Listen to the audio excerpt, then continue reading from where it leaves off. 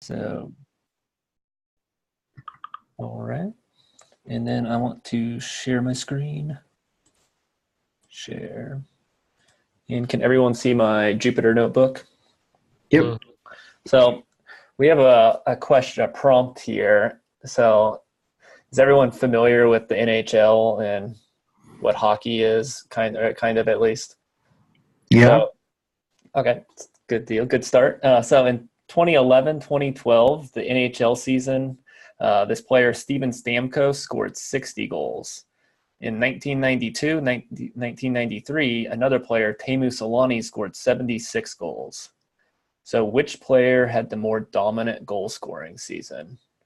And I think you're kind of, a lot of people's instinct is just to say that 76 is greater than 60. So that's the greater goal scoring season. But you have to account for context. So if the average number of goals scored in 92, 93 was 50 goals and scoring 76, that's not as impressive as scoring 76 with the average is like 10 goals. So what we're going to do to compare that is use what is known as a z-score. And a z-score is a way to standardize data. And that's this equation here. It's a little small. And what you take is your x value, which is your value that you want to compare. You subtract that from the population mean, and then you divide that by the standard deviation. And I downloaded some data, some NHL data. So this is just an Excel file that I got from Sports Reference, or I don't remember the exact source. But I'm going to use this data to compute z-scores to compare these two values. So I want to load this in with pandas.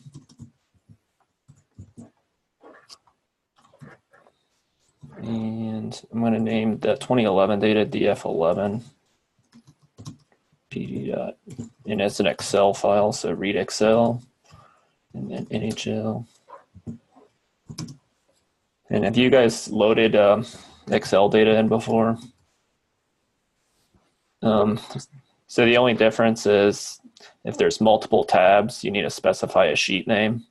So I have an 11 tab and a 12 tab, and you can put in the sheet name, or you can just put in, I want to load in sheet name 0.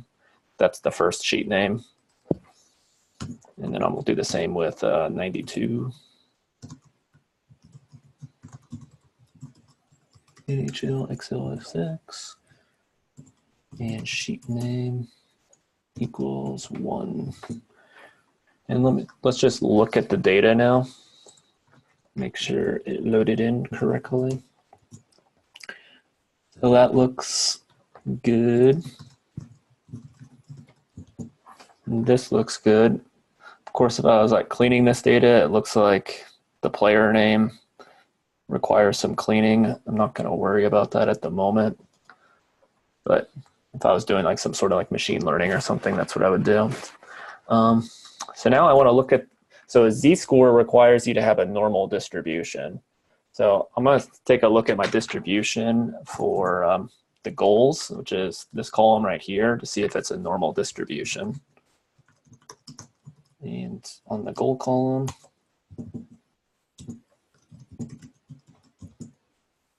and oh, I need to import some stuff. So I'm going to import Seaborn.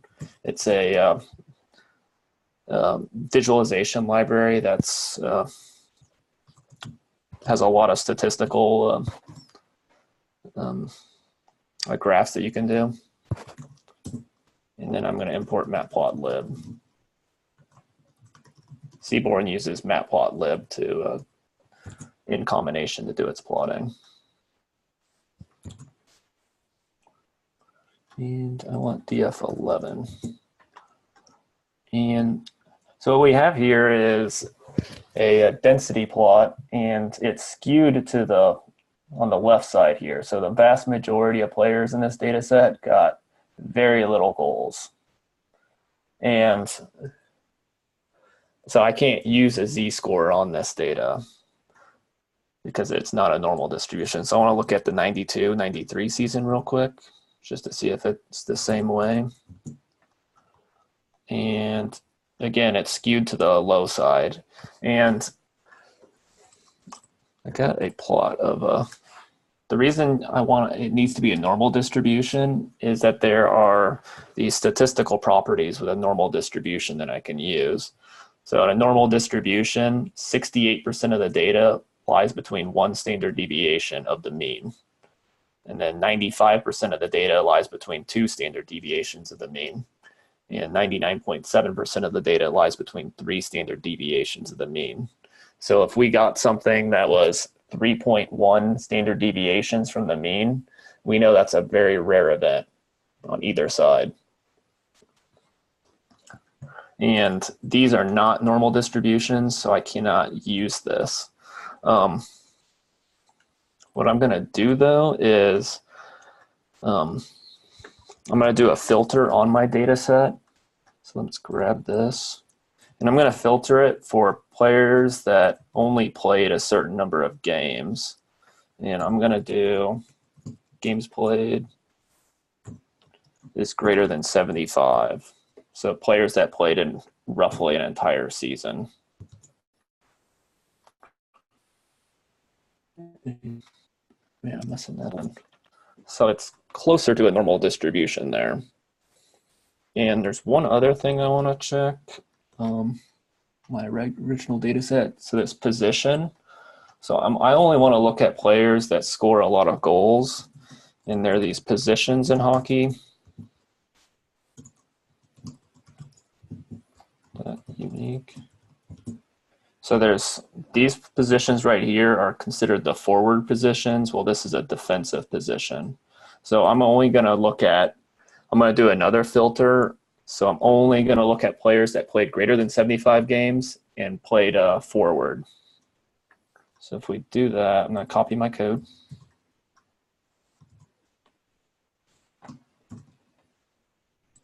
And add another filter. And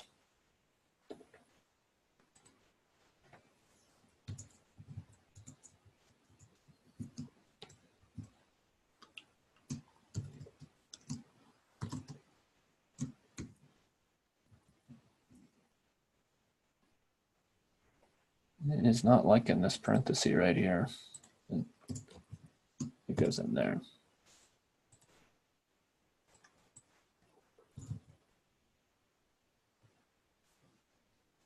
So you get a parenthesis and you get a parenthesis. And there we go. DF position does not equal defense.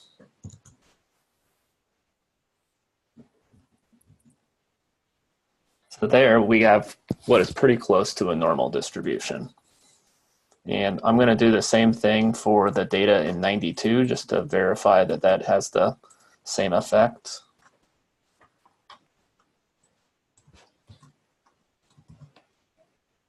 And change the data frame in 92.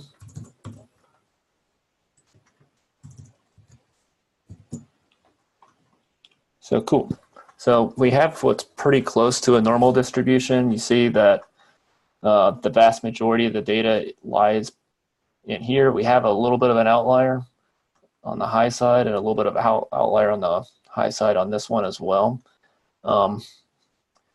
It's very rare that you're ever going to have a perfect normal distribution in real life data. So what I kind of look for is something that's kind of mound shaped. And I think these are both mound shaped in my opinion. Next, would it be good practice to, like, I guess, if I recall, you can make any distribution into a normal distribution, or is that just not very practical? Yeah. If you can make it into a normal distribution, I would definitely recommend it because it'll make it a lot easier. When we get into linear regression, you'll learn about transforming data. And so like an example is salary. You know, the average salary for people is 50,000 or whatever it is. I don't know, but in that range. But then you have these huge outliers where people are making billions of dollars. Right. So on something like that, you could do like a log transformation and it would make it closer to a normal distribution. Okay. Awesome. Thank you. Yeah, no problem. What I want to do now is I'm going to be referencing these filters. So I'm going to make a new data frame that uses these filters. So df, I'm just going to name it df11 goals equals that. And df92 goals equals this one.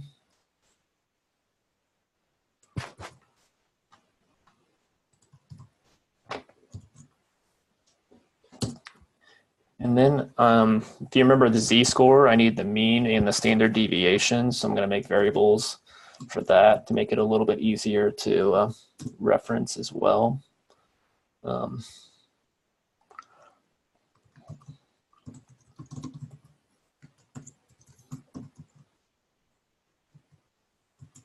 In the goals column, and I can use the mean method, and mean of 92 equals df92g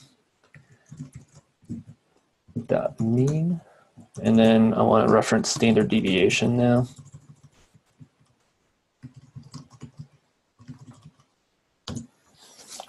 And STG.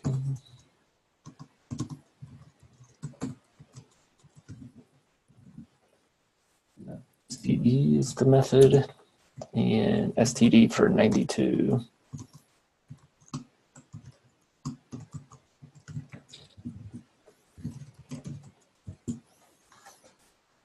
All right, cool.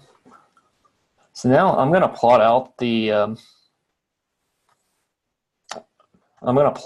the same distribution plots, but with the mean and the standard deviation in them.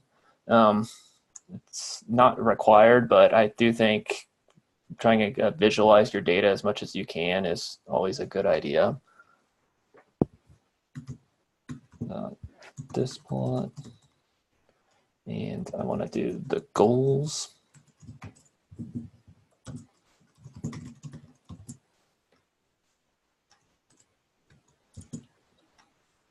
And I'm going to add what are known as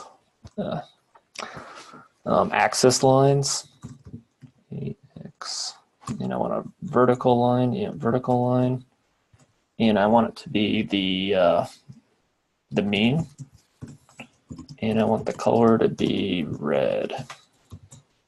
So now we know the mean is about 20 for the number of goals scored.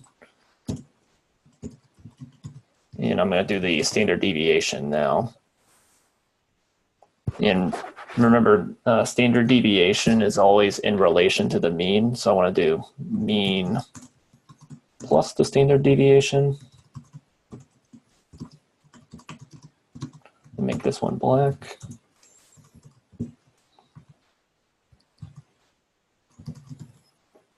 And then mean 11 minus the standard deviation.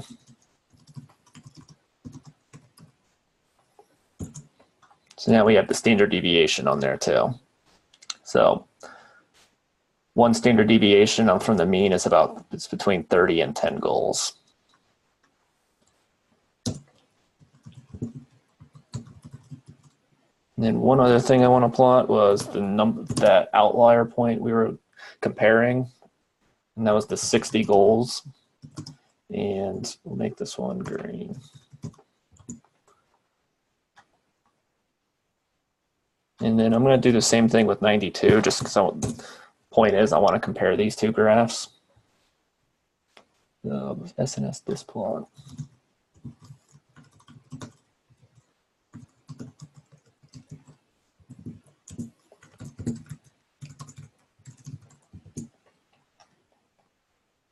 All right.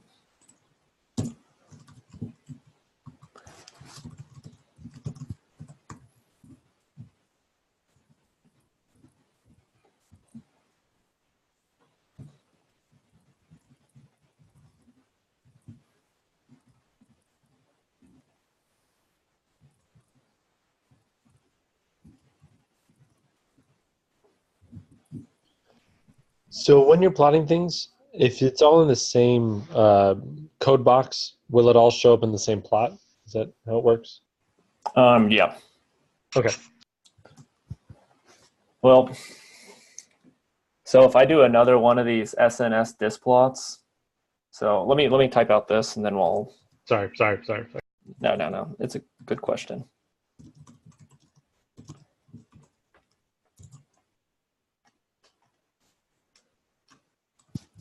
So if I put this all in the same code box,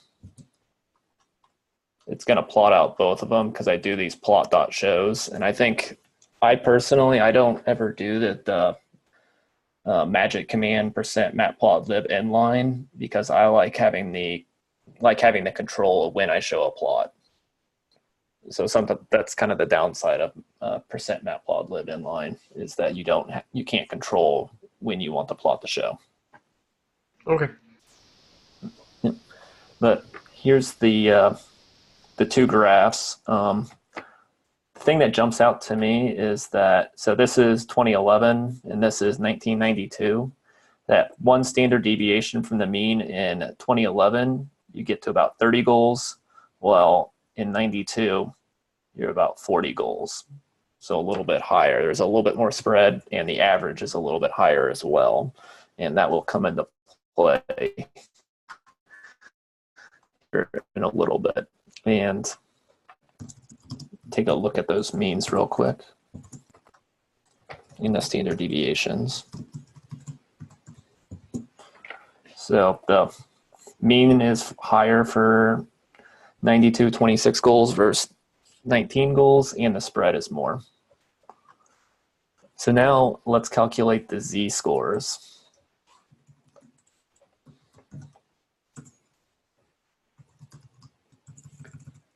Z-score 2011. And this is the value, which was 60 goals, minus the mean,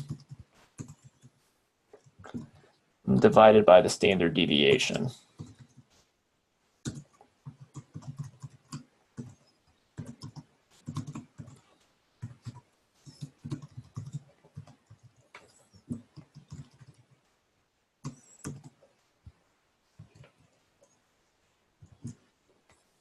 And any predictions? Which one do you think has a higher z-score?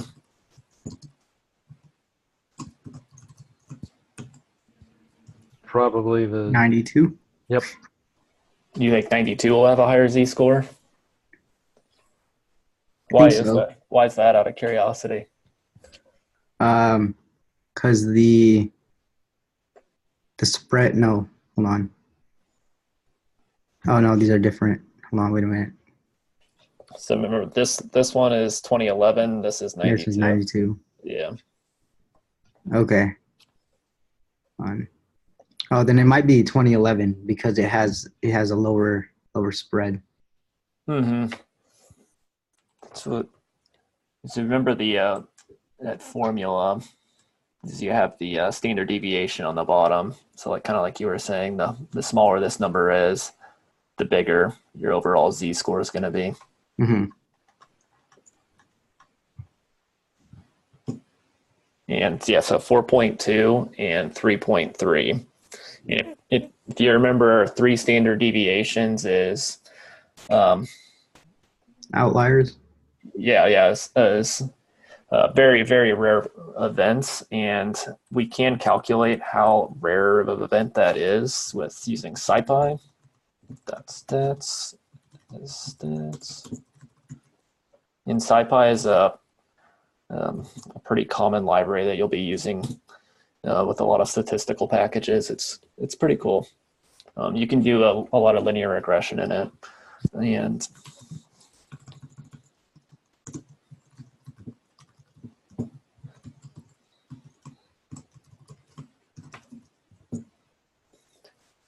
and of course it prints it out in scientific notation, which is always a little bit more difficult to read. There is a way around that.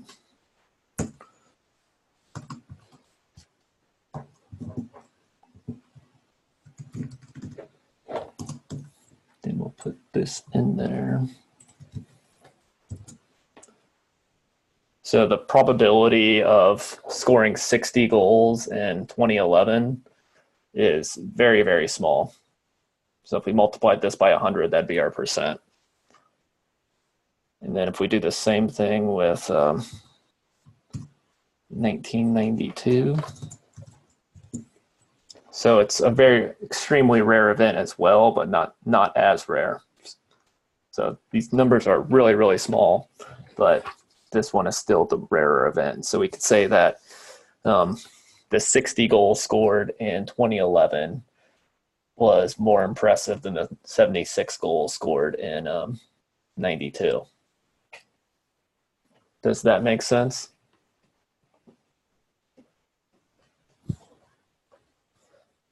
So the z-score doesn't, I guess, that's not really the percent. Is that the percentage that it gives you?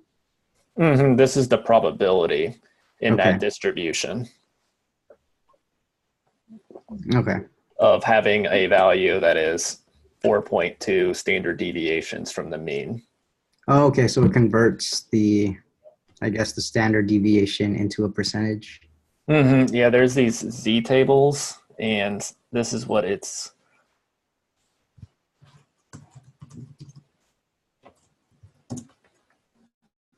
So you don't have to look up the tables, but you can look up what this is, and it'll show what the percent. So a Z-score of 0 means your value is exactly the mean, so it's right at 50%. And then if you have a Z-score of 2.99, that's in that 99.86 percentile. Okay. Awesome. Thank you. No problem. So I want to try something out. You guys are both on computers right now, aren't you? Yeah. Yep. So can you go to, so I got a little 3-question, little pop quiz. It's, you don't have to put your name in there or anything, but go to kahoot.it and then type in this 3820161.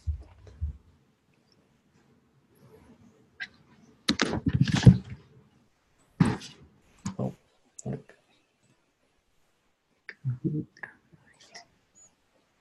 What is the PIN number? yeah, I lost it. Sorry. 3820161.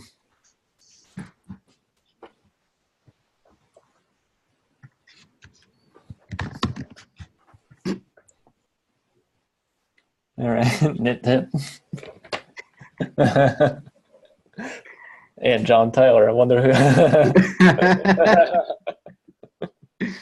Sorry, was it supposed to be anonymous? No. And then Figure we're playing a game, so I'm gonna put my gamer name. yeah, Nit, is that like your Xbox gamer tag or something? Yeah, it's pretty much for every game, Steam, whatever. I gotcha. So do you remember the formula for Z-scores?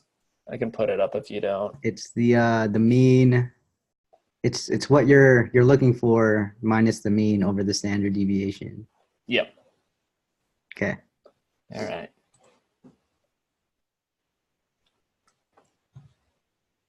So this is not a question. Here's the first question. Average ACT score is 20.8. The standard deviation is 4.8. What is your Z-score? And you have 2 minutes. I see shapes. Yeah, if you look on my screen, Oh. Okay. the shapes will correspond to these values. Oh, got it. All right. Yeah, I should have told you to get a calculator or something. Yeah, exactly. You're leaving us, in the list. I'm like, hold on, wait.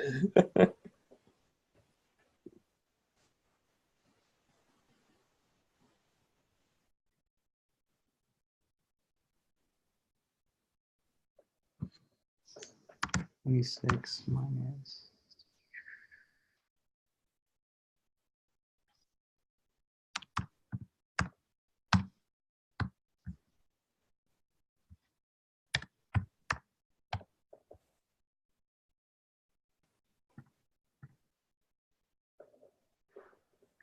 All right, nicely done.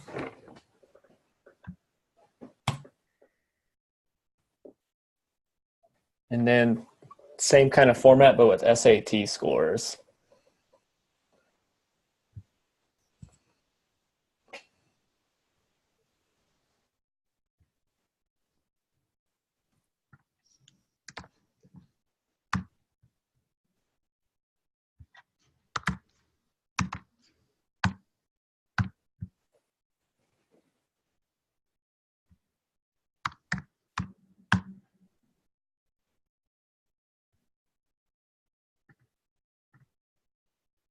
Beautiful.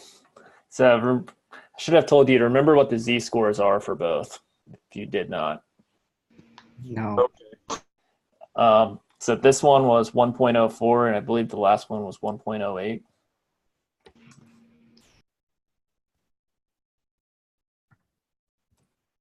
And then, so what did you do better on relative to your peers, ACT or SAT?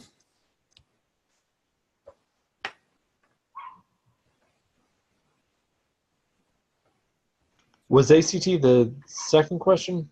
First question.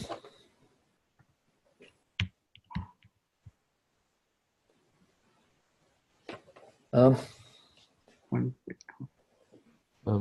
out of time.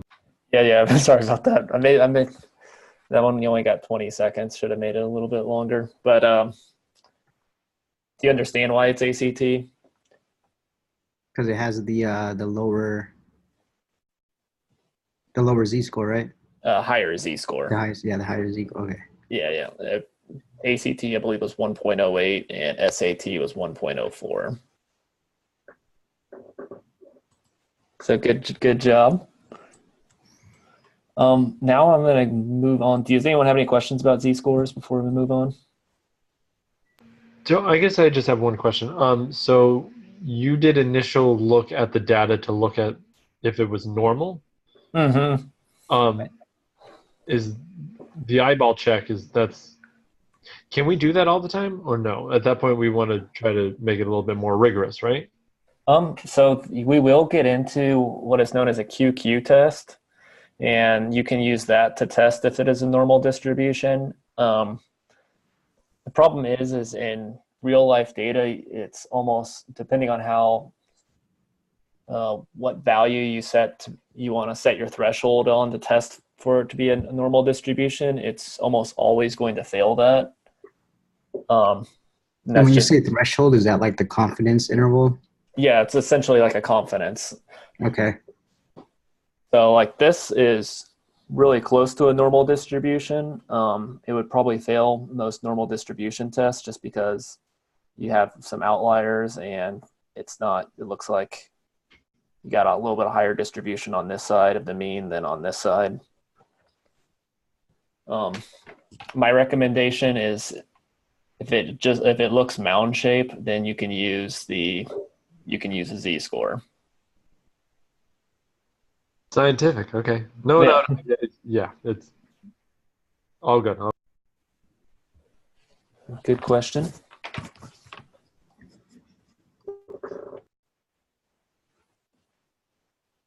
And then we're going to use a z-test now. And does anyone have experience with hypothesis testing? I think it was back in like high school or something. Okay. Yeah, sounds about right. Yeah. We'll get a little experience with it again. So I got another practice problem here. The Galactic Empire, that's the bad guys in Star Wars, has noticed that their stormtroopers are not highly intelligent. The average stormtrooper IQ is 55 with a standard deviation of 25. Wanting to improve their intelligence, the Galactic Empire offered some optional training to improve intelligence. The first class had 50 stormtroopers and they had an average IQ of 62. So the question we want to know here is, did the class have an impact or was it just completely random? And we're going to be using a hypothesis test. The hypothesis tests are used to determine the probability that a given hypothesis is true. to test a hypothesis to a z-test, there are 5 parts. So the first part is state your hypothesis. There's 2 parts to a hypothesis test. You have your null hypothesis, which is known as H naught, and then you have your alternative hypothesis, which is HA. The null hypothesis is always that nothing has changed, and your alternative is that something has changed, whether that something increased, whether that something decreased, or in this case, just something changed. For our example, we want to see if the IQ has changed. And something good to remember with with your null hypothesis, there always has to be an equal sign in it, whether it equals, whether it's less than or equal to, or greater than or equal to. So there's always some sort of equal sign. So we wanted to see if the stormtrooper intelligence would increase. I usually start out with the alternative hypothesis when I'm writing them out. We wanted to see whether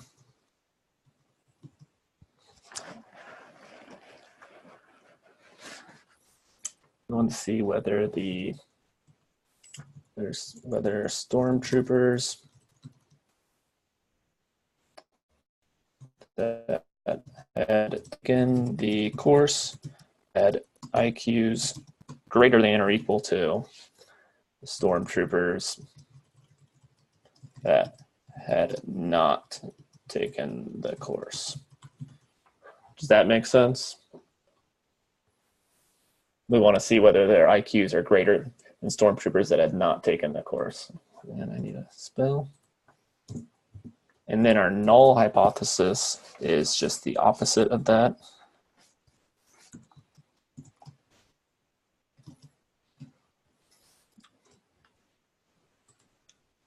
I shouldn't make this like a question. It should be stormtroopers that, so the alternative hypothesis is that stormtroopers that had taken the course had IQs that were greater than or should not be equal to, sorry, had IQs greater than stormtroopers that had not taken the course.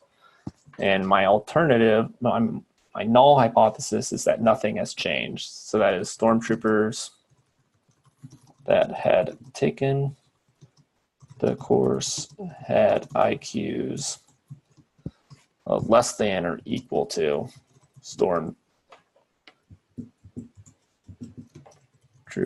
that had not taken the course. And it's not going to print out nicely for me. So, does my hypothesis make sense here? So you have this option of doing this equal to or not equal to. I would recommend going toward these other ones, and I can show you an example. So these are known as right-tailed or left-tailed tests, and then you have a two-tailed test. So a two-tailed test is just going to say that something has changed. It's not going to tell you if it has increased or decreased. So I'd recommend always doing if you can, saying, and not just saying that IQ is different, not IQ is greater than or IQ is less than. So we need to specify a significance level. Kind of the standard significance level is 5% or 0.05. And what that says is there's a 5% chance of when we do this statistical test that we are wrong with our results. And 5%, like I said, is kind of the standard amount. For our example, it would say that there's a 5% chance in saying that the training did improve stormtrooper IQ, when in reality, it was by chance in our small subset, and it did not improve training. So you're trying to, I guess, nullify luck. Mm-hmm.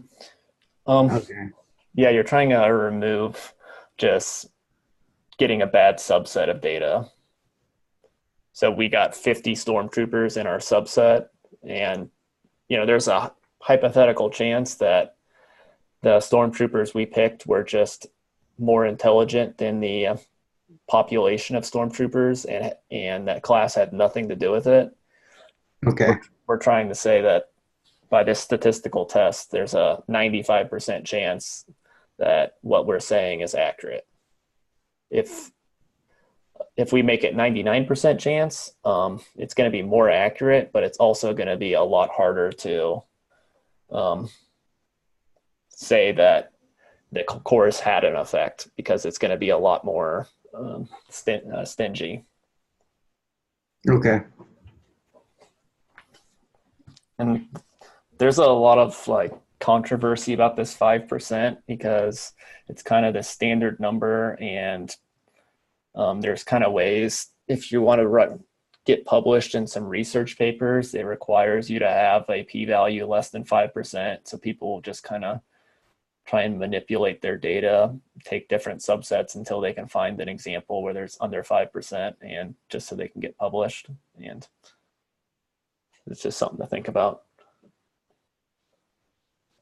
And then we need to calculate a z-statistic, and this is the same equation. This time we're taking a different subset, so we have to divide by the population size. In our last example, the population size is 1, so square root of 1 is 1, so it has no effect. But X bar, I don't remember what X bar is in our example. So the average IQ of the stormtroopers that had taken the class is X bar, which is 62. So X bar is the average or the mean? Yeah, Okay. the average of the little subset that we're testing on. And then this mu is the population average. So the average stormtrooper IQ of the entire population is 55. So mu is 55. Our standard deviation of the population is, I think it was 25. Yeah, standard deviation is 25, and then n is 50.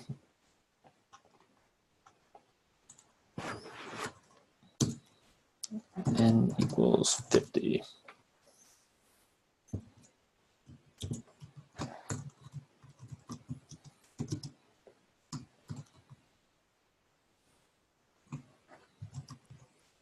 X bar minus mu divided by the standard deviation of the population divided by, I'm going to import numpy to use the square root out of it.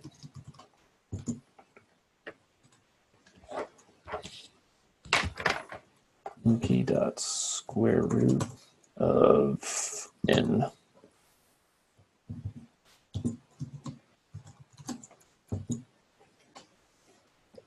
So what does that z-statistic tell me?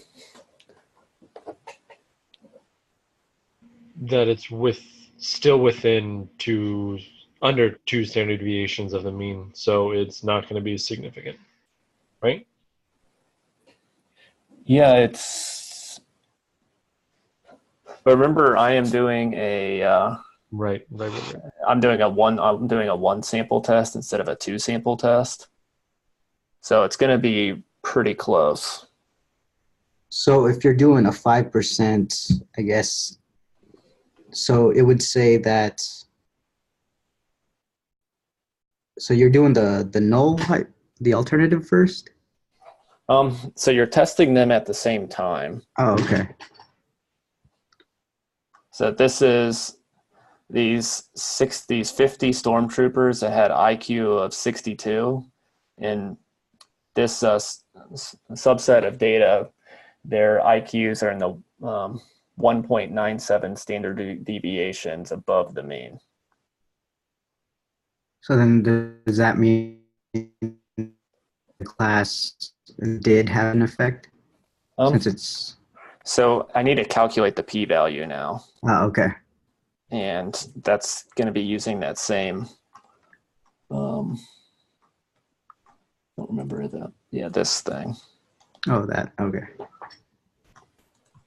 And if this value is below 0.05, that means, I'll tell you what it means if that's the case.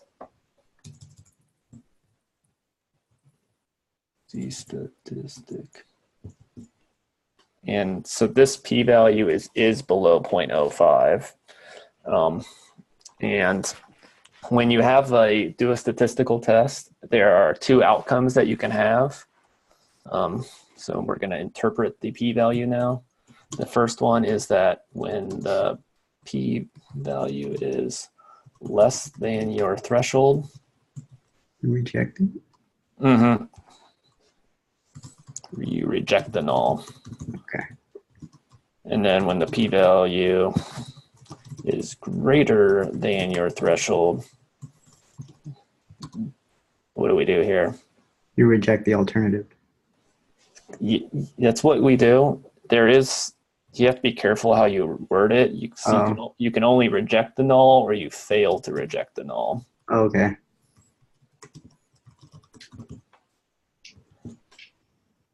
So in this instance, our p-value is less than our threshold of 0.05. So we can reject our null. And then the null is that the average stormtrooper or like the class did help, right? Mm-hmm. Okay. Yeah. So we can reject the null hypothesis.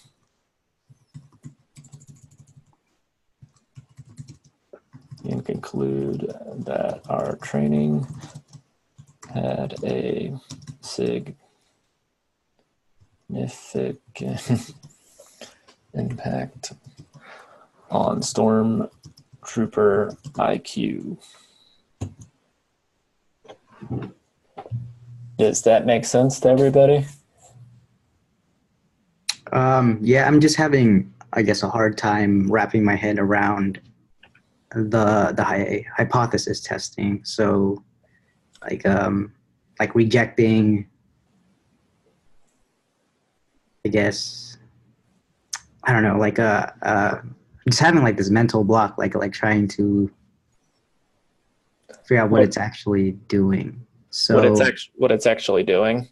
Yeah, so like so you have two, I guess, alternatives, right? The null is before any changes happen, so I guess that would be the average intelligence of the stormtrooper, and then the alternative would be them taking the class, right? Something like that.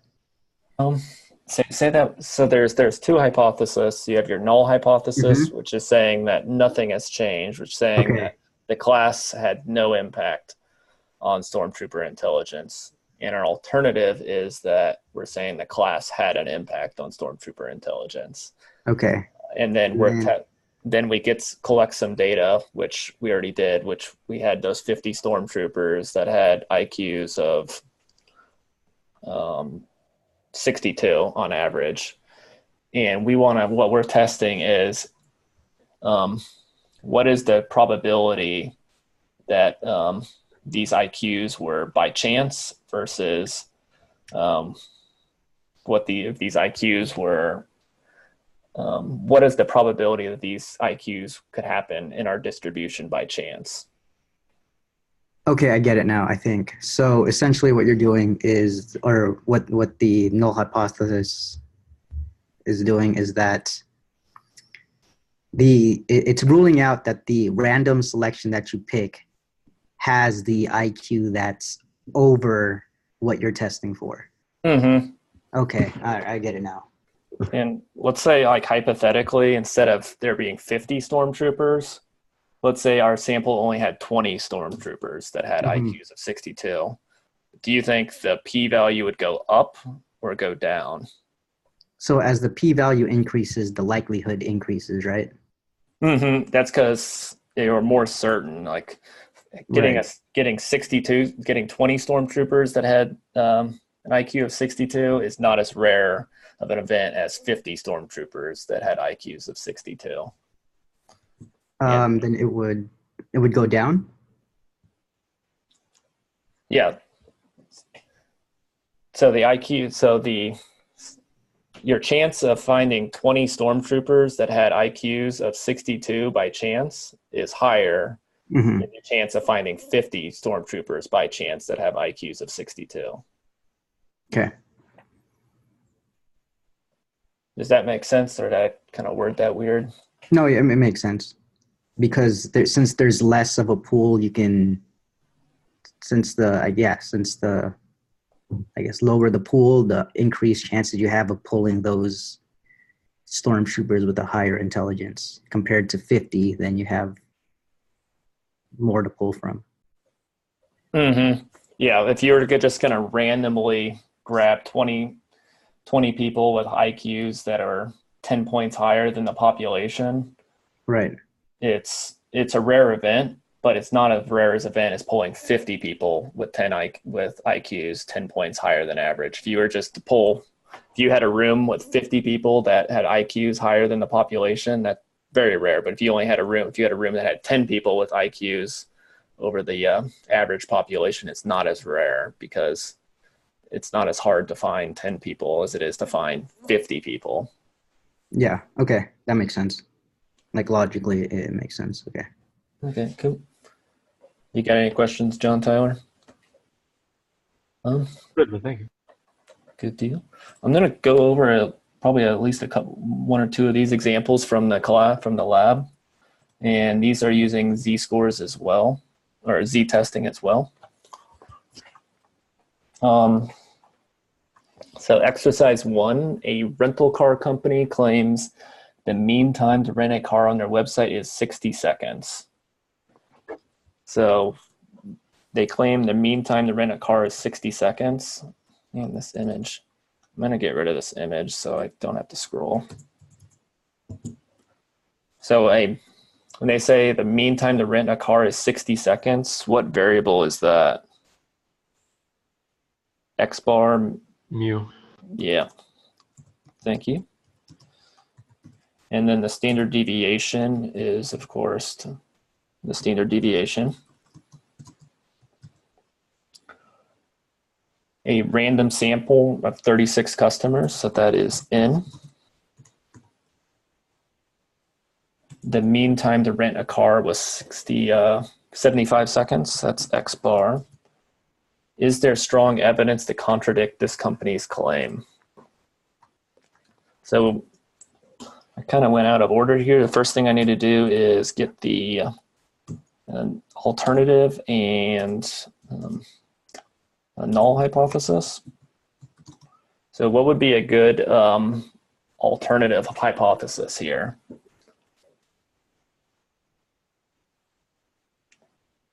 So the company is saying that they take on average 60 seconds to rent a car from their websites. We're wanting to see if we have evidence to contradict that company's claim. So our hypothesis that the average customer time is going to be greater than the 60 seconds. Yeah, perfect. Greater than 60 seconds. Beautiful. And then the null hypothesis is going to be the opposite of that.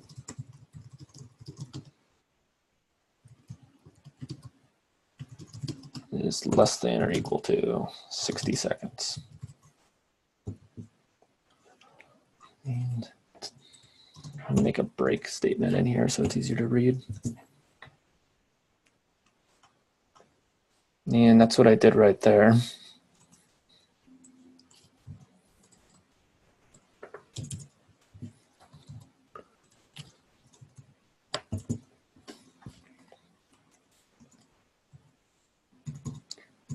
So now I can make my z-score, which is, didn't type everything out. X bar is 75. So X bar minus mu divided by standard deviation of the population. Need to import NumPy again.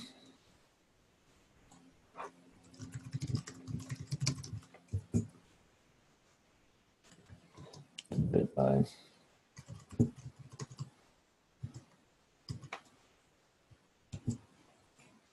And then I'm going to steal this code again.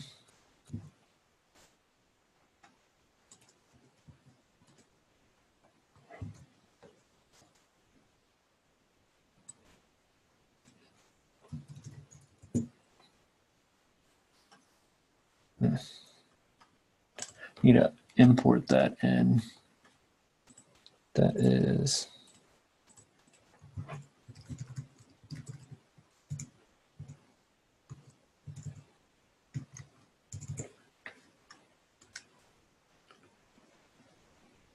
SciPy stats.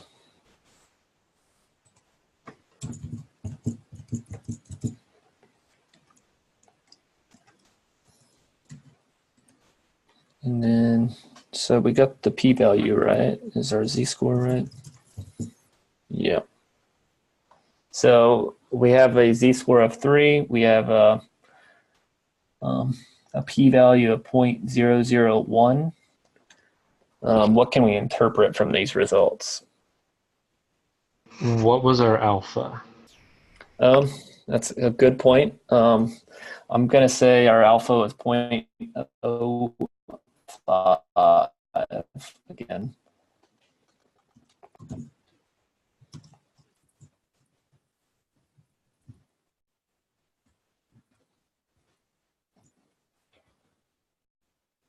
So can we reject our null hypothesis? Do we fail to reject our null hypothesis?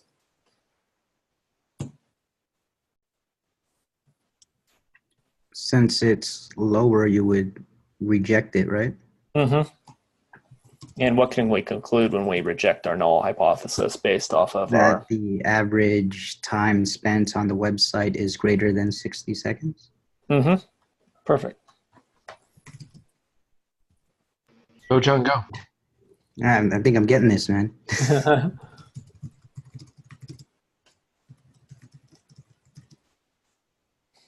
Customers spend on the website is greater than 60 seconds. Perfect. Okay, so essentially what we're trying to do is, well, I guess every time our mission is to try and prove that the null hypothesis is incorrect. Mm-hmm. Okay. There probably is instances where you might want to be on the other side of it, where you're like,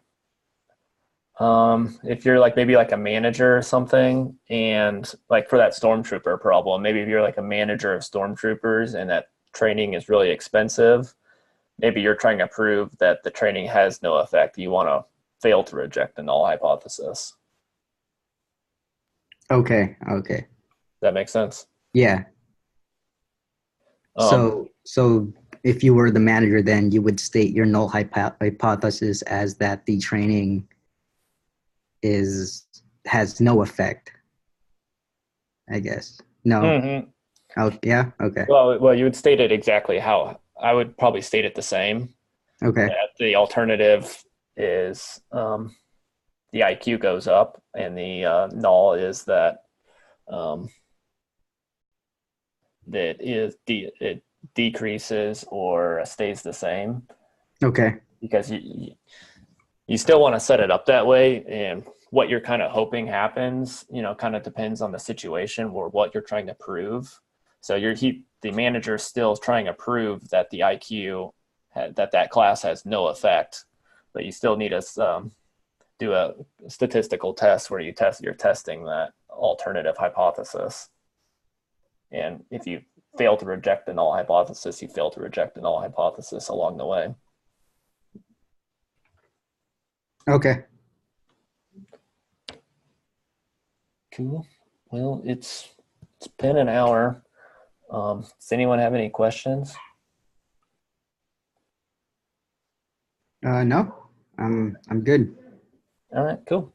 All good here. Good deal. Well, thanks for tagging along tonight. if you guys have any questions, feel free to reach out as always. And I see you guys on Slack a lot, so I really appreciate that. Yeah, no problem. Yeah. That's where we get all the help. So Well, have a great rest of the night. If you guys go trick or treating, best of luck. all right. Halloween, guys. All right. Take it easy. Yeah, see ya. All right. Bye-bye. Bye.